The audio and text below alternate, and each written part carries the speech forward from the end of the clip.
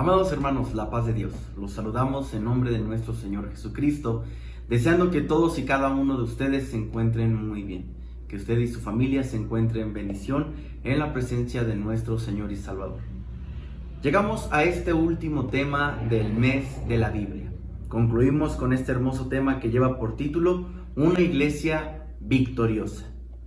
Hemos estado escuchando a través de este mes, por medio de estas transmisiones, hermosos temas que han sido de bendición para nuestras vidas y sobre todo en este mes especial, el mes de la Biblia. Los invitamos a que nos sigan a través de nuestras diferentes redes sociales, que las puedan compartir, que las lleven con sus amigos, sus familiares y sobre todo que las sigan viendo para que su vida siga siendo bendecida y transformada por el poder de la presencia de nuestro Dios. Quiero invitarlo, por favor, a que abra la palabra del Señor en el Evangelio según San Mateo, capítulo 16, verso 18. Ahí en su casa puede buscar en la palabra del Señor y también aquí en la parte de abajo de la pantalla usted va a poder ver esta cita que nos lleva a Evangelio según San Mateo, capítulo 16, en su verso 18. Y dice de la siguiente manera: Y yo también te digo que tú eres Pedro, y sobre esta roca edificaré mi iglesia, y las puertas del Hades no prevalecerán contra ella. Aleluya. Esto es lo que el Señor Jesucristo en un momento le refiere al apóstol Pedro. ¿Ustedes quién dice que soy yo? Tú eres el Cristo, el Hijo del Dios viviente. Es lo que le contesta Pedro. Y el Señor Jesucristo hace una declaración poderosa respecto de él y de su iglesia. Y le dice a Pedro: tú eres Pedro, y sobre esta roca edificaré mi iglesia, dijo el Señor Jesucristo. La iglesia le pertenece al Señor Jesucristo. La iglesia es del Señor Jesucristo. Y las puertas del Hades, otra versión dice, las mismas puertas del infierno no prevalecerán contra ella, porque la iglesia es de Jesucristo. Aleluya. Lo hemos leído del Evangelio según San Mateo, capítulo 16, verso 18. El Señor Jesucristo creó una iglesia poderosa y llena de unción para transformar un mundo perdido, enfermo y contaminado por el pecado. No hizo a la iglesia sino por otro fin, sino que darle toda la gloria y toda la honra a aquel que la merece. Y además, para que la iglesia sea la luz, sea la sal, en medio de este mundo corrompido, en medio del pecado, en medio de la contaminación del pecado, la iglesia es llamada por su Señor para hacer luz en medio de las tinieblas y para hacer sal en aquellos lugares sin sabores, donde requiere la presencia de Dios poderosa. Desde su surgimiento de la iglesia, esta es la única institución que tiene ganada la batalla antes de pelearla, antes de su fundación, porque la iglesia le pertenece a su amado, al creador de todo, al maravilloso y magnífico Señor, al hombre más grande que jamás haya pisado esta tierra, al Señor Jesucristo, por cuanto Él es su Señor y Él es su fundador.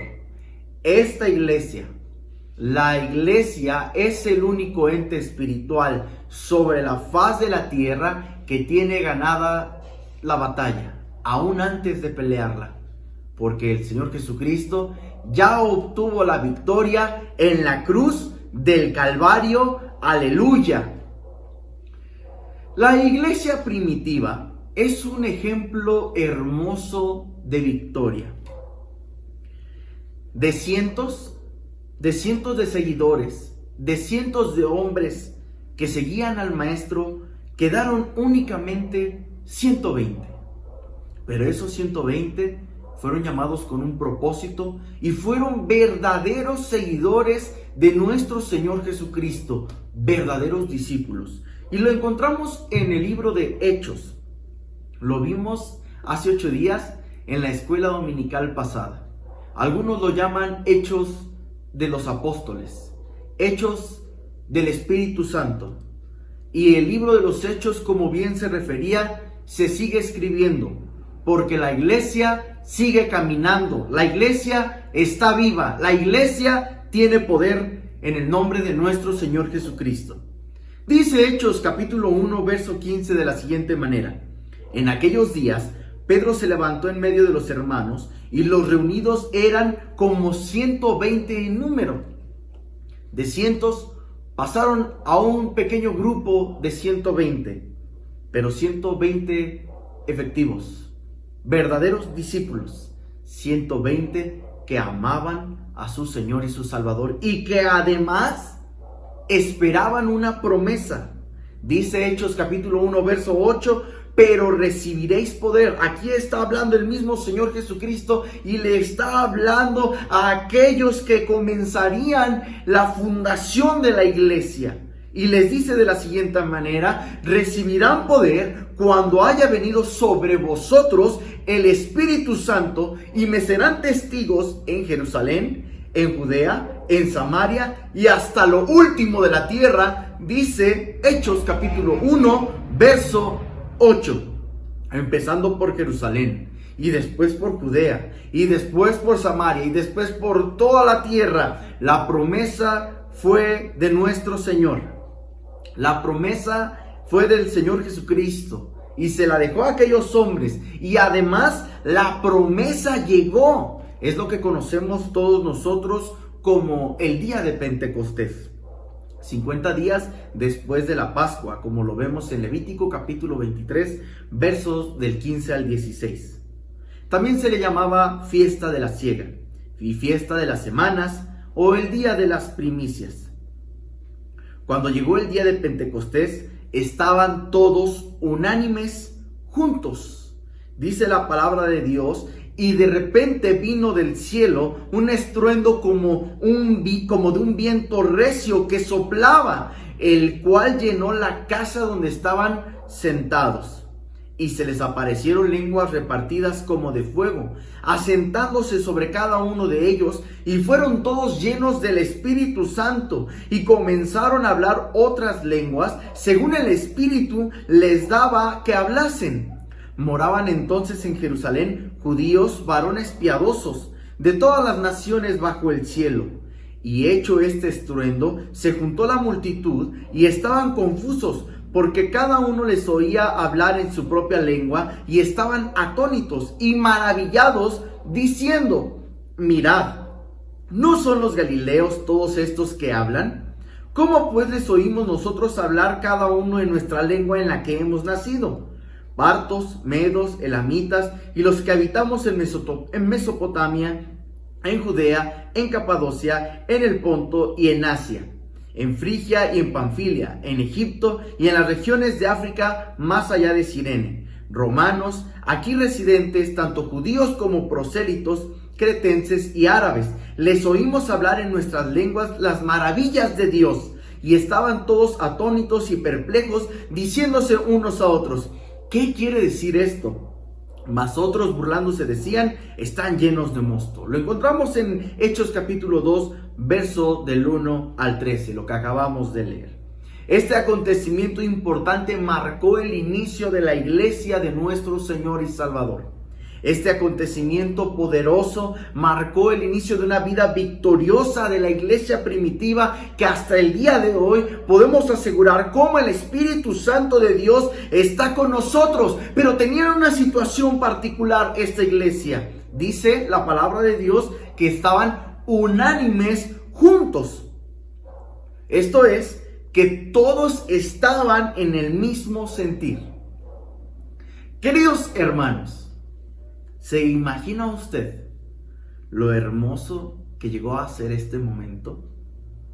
Y este inicio lleno de tanta hermandad, en el que la palabra de Dios puede asegurar que los hermanos de la primera, de la iglesia primitiva, estaban unánimes, juntos. Todos estaban en el mismo sentir.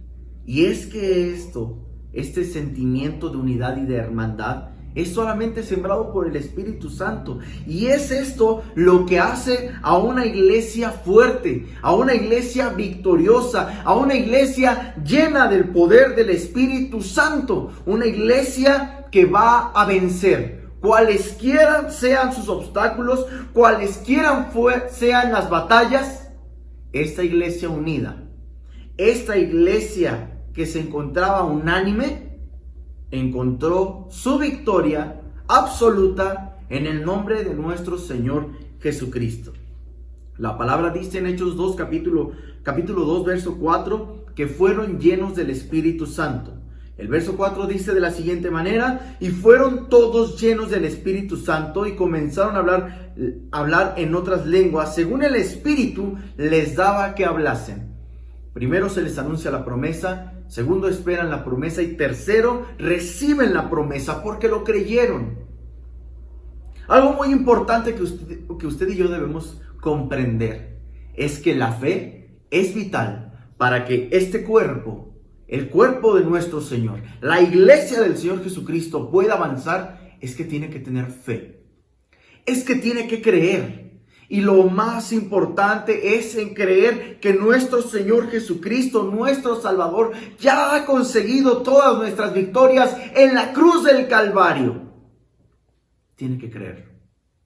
No importa cuál sea la circunstancia o la situación por la que esté pasando la iglesia. Incluso por una pandemia, cual grande fuera, no hay nada más grande y más poderoso que la iglesia del Salvador. No hay nada más grande que la fe que ha puesto la iglesia en nuestro Señor y Salvador Jesucristo. Hay victoria en el nombre de nuestro Señor y Salvador. Hay victoria en el creador y fundador de la iglesia de Cristo. Aleluya.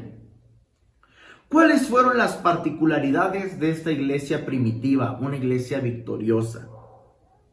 Vemos cómo se cumple la profecía que encontramos en Joel capítulo 2, versos 28 al 32. Dice la palabra: y después de esto derramaré mi espíritu sobre toda carne, y profetizarán vuestros hijos y vuestras hijas, vuestros ancianos soñarán sueños, y vuestros jóvenes verán visiones, y también sobre los siervos y sobre las siervas derramaré mi espíritu en aquellos días, y daré prodigios en el cielo y en la tierra, sangre y fuego, y columnas de humo. El sol se convertirá en tinieblas y la luna en sangre, antes que venga el día grande y espantoso de Jehová, y todo aquel que invocare el nombre de Jehová será salvo, porque en el monte de Sión y en Jerusalén habrá salvación, como ha dicho Jehová, y entre el remanente al cual él habrá llamado. Aleluya.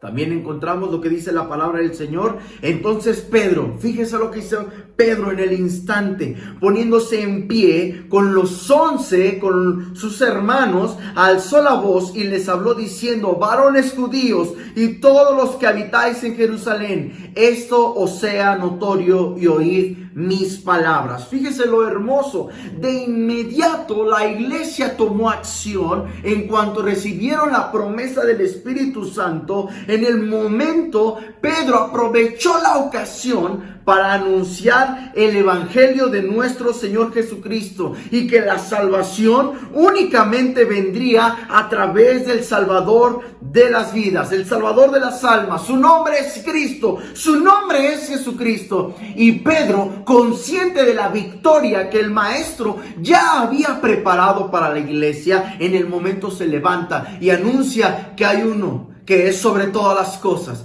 que hay un nombre que es sobre todo nombre, que hizo los cielos y también la tierra, los mares y todo lo que vemos. Se llama Jesucristo, y Él hoy puede darte salvación y vida eterna. Aleluya.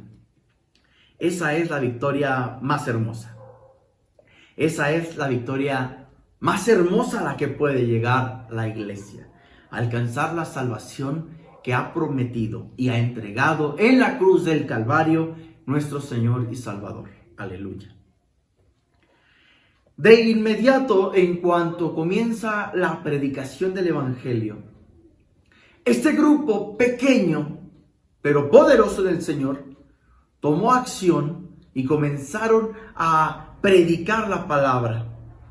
Comenzaron a anunciar la salvación que es a través de nuestro Señor Jesucristo. Y lo encontramos en Hechos capítulo 4, verso 12, cuando dice: y en ningún otro hay salvación, porque no hay otro nombre bajo el cielo dado a los hombres en que podamos ser salvos. Y luego la palabra lo encontramos en Hechos capítulo 2, verso 38 al 42, cómo comenzaron a convertirse y a llegar al evangelio miles y miles.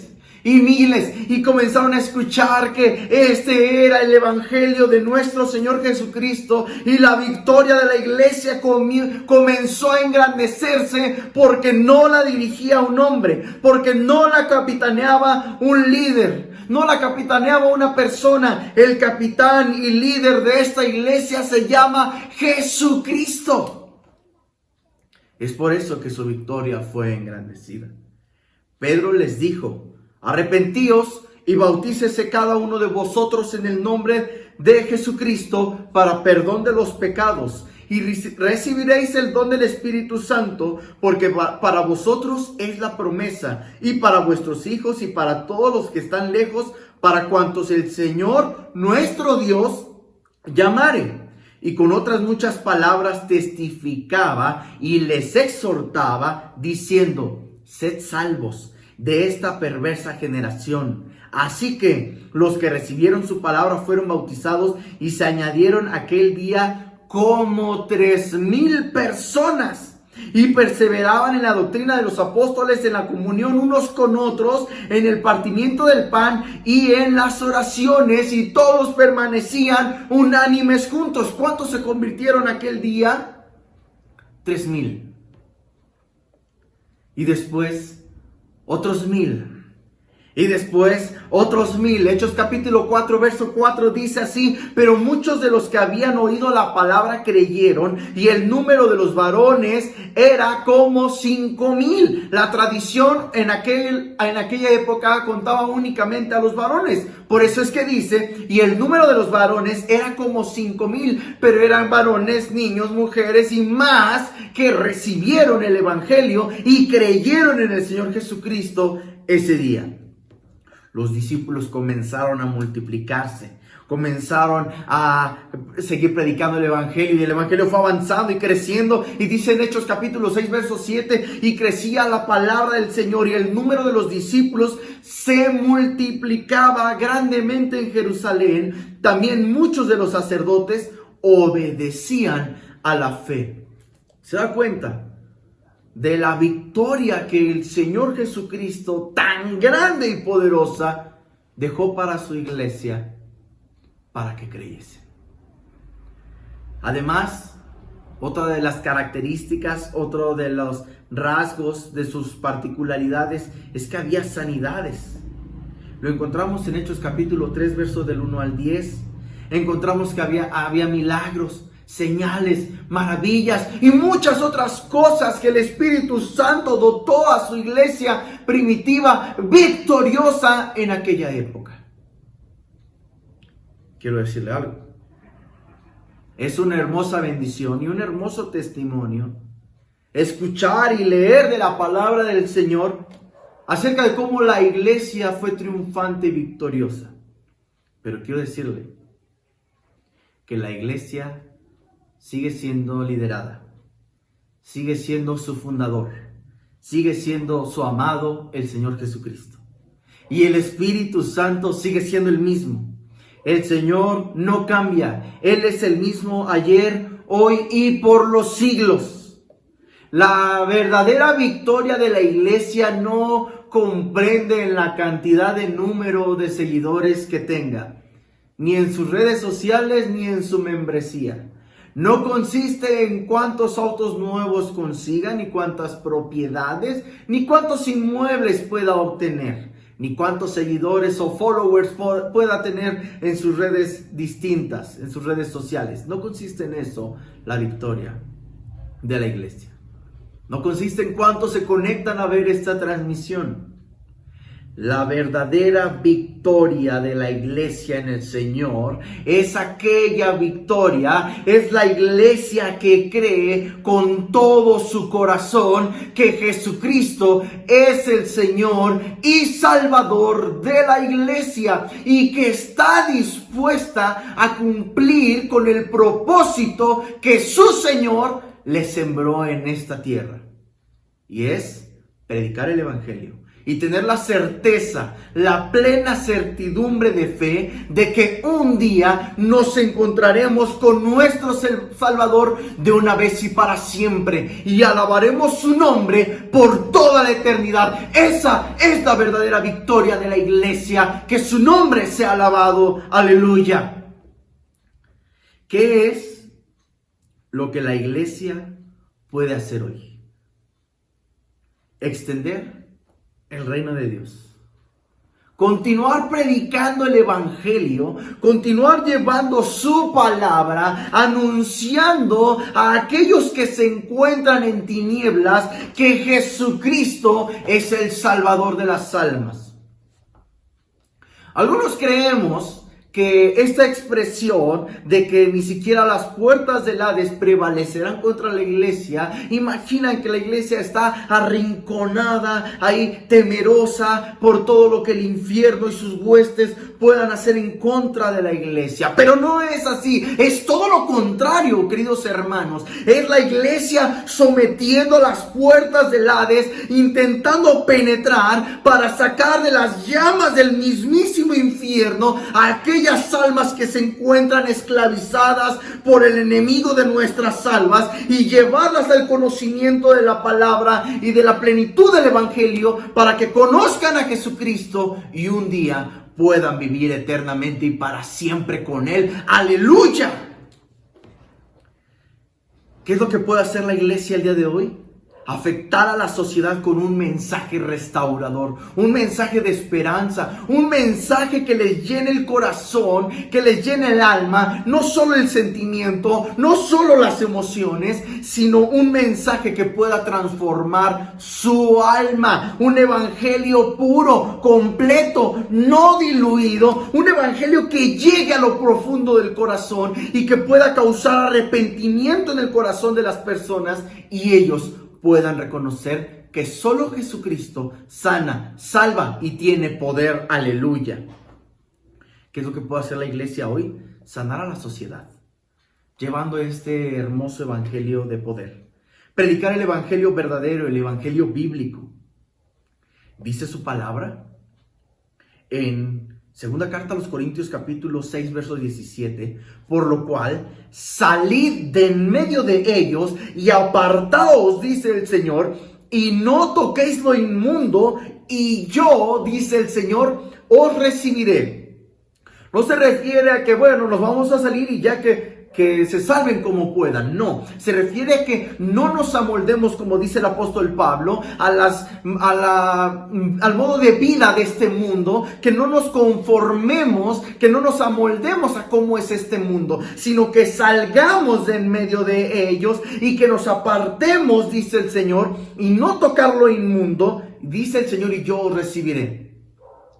Así como Daniel en el foso donde ardía el fuego, así como lo narra el libro de Daniel, podían estar ahí en medio del fuego, pero no se quemaban porque el Señor mismo estaba con ellos. Así la iglesia tiene que entrar a lo más profundo de donde se encuentran las almas en medio de las tinieblas y ahí ser luz donde se requiere que llegue el evangelio. ¡Aleluya!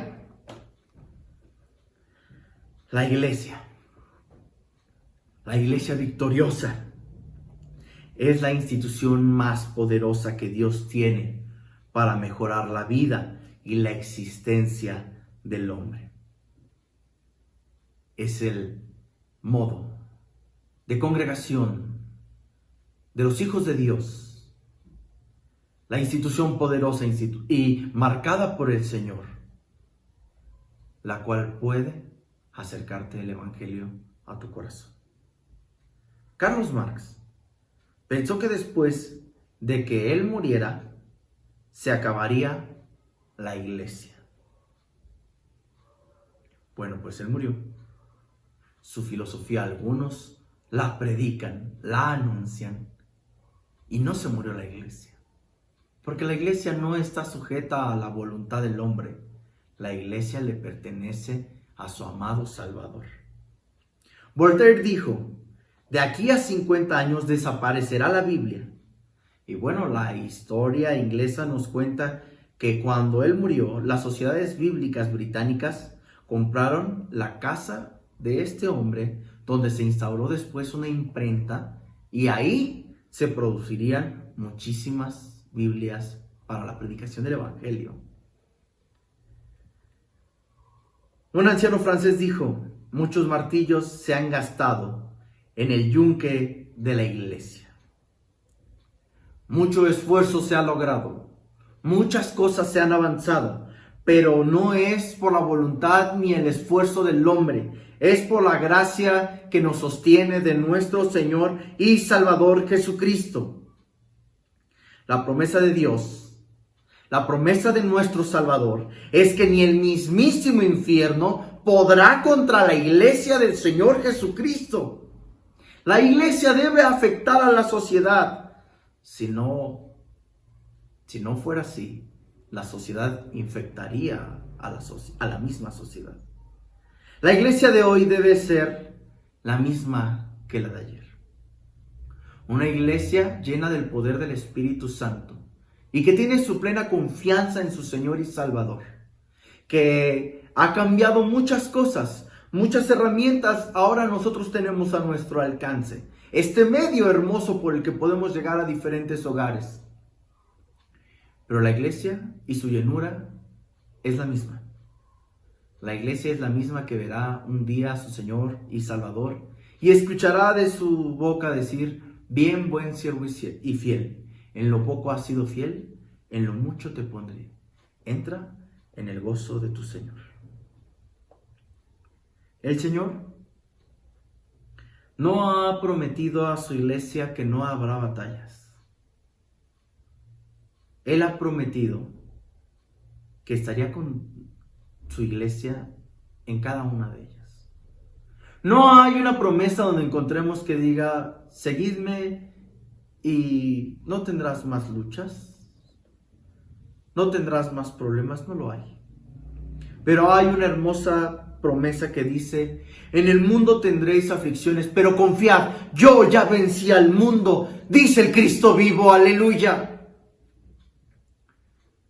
Si tú eres parte de este cuerpo hermoso, de la iglesia del Señor Jesucristo, eres tú entonces un siervo del Señor, una sierva del Señor, que podrá obtener la victoria en nombre de nuestro Señor Jesucristo.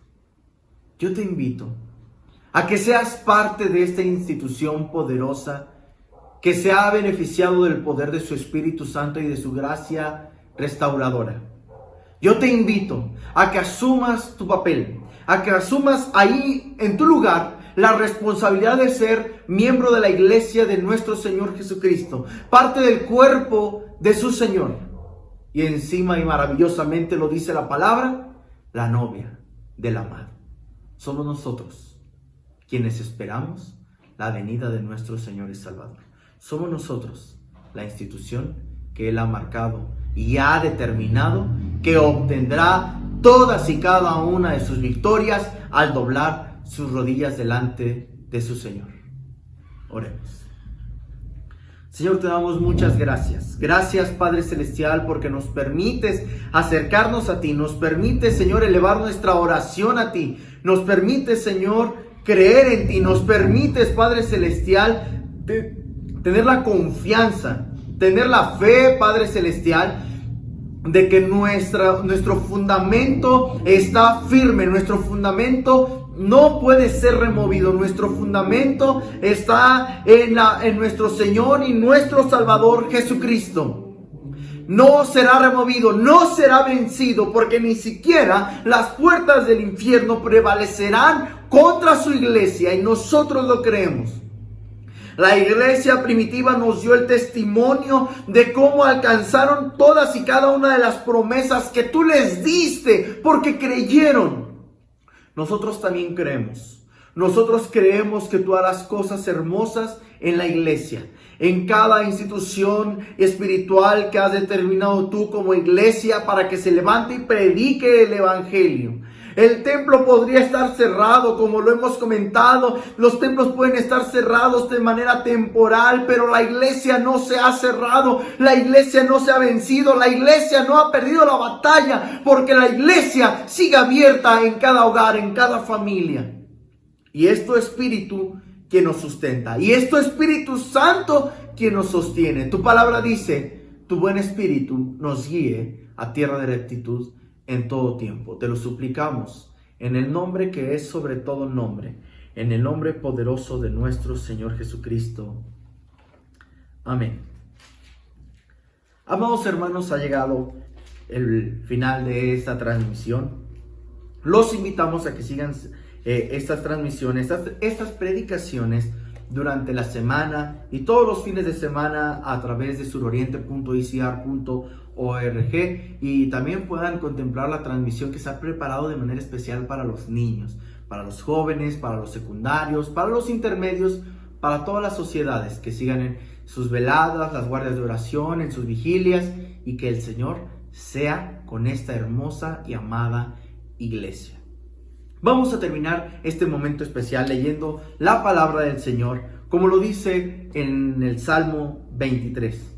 Creemos en su palabra y creemos en el buen pastor. Ahí en su casa, levante su mano derecha y digamos todos juntos: Jehová es mi pastor, nada me faltará. En lugares de delicados pastos me hará descansar, junto a aguas de reposo me pastoreará, confortará mi alma, me guiará por sendas de justicia por amor de su nombre. Aunque ande en valle de sombra de muerte, no temeré mal alguno, porque tú estarás conmigo. Tu vara y tu cayado me infundirán aliento. Aderezas mesa delante de mí en presencia de mis angustiadores. Unges mi cabeza con aceite, mi copa está rebosando. Ciertamente el bien y la misericordia me seguirán todos los días de mi vida, y en la casa de Jehová moraré por largos días. Amén. Levante su mano y vamos a ser despedidos todos. Amados hermanos, que la gracia de nuestro Señor Jesucristo, el amor de Dios y la comunión del Espíritu Santo sea con todos vosotros. Amén. La paz de Dios. Que Dios los bendiga.